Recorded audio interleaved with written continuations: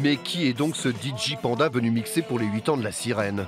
Visiblement pas un professionnel avec son casque sur le nez. Mais très vite, le masque est tombé. Après tout, on était là pour inaugurer le dernier pan de la fresque du port de commerce dédié à l'histoire du rock. Et surprise, ce DJ n'est pas un vrai panda, c'est un dessinateur.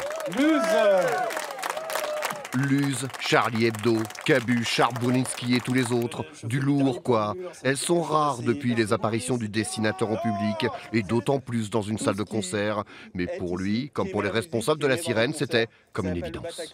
Je suis très fier d'avoir fait cette fresque. Merci. Merci. Cette réapparition, c'est plutôt une réapparition physique. C'est de dire, je réapparais physiquement dans une salle de concert, je mixe, je vis quelque chose avec les autres. Je vis un concert de Miossec, par exemple. Je rencontre Miossec, je retrouve dans les backstage, je retrouve quelque chose qui me motive et je vais repartir de La Rochelle avec une énergie, avec l'énergie d'un adolescent qui vient de faire son premier concert. Moi, c'est mon premier concert depuis 5 ans.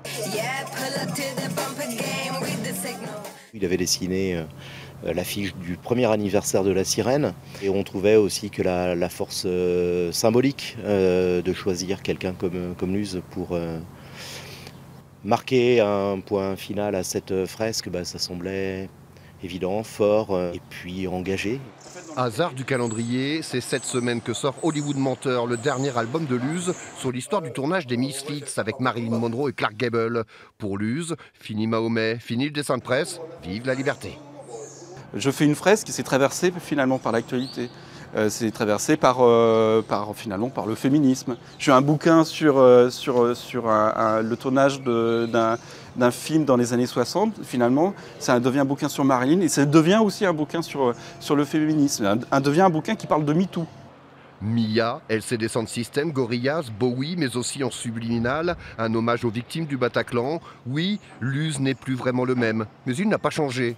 Sous protection policière, mais de nouveaux livres, allez comprendre.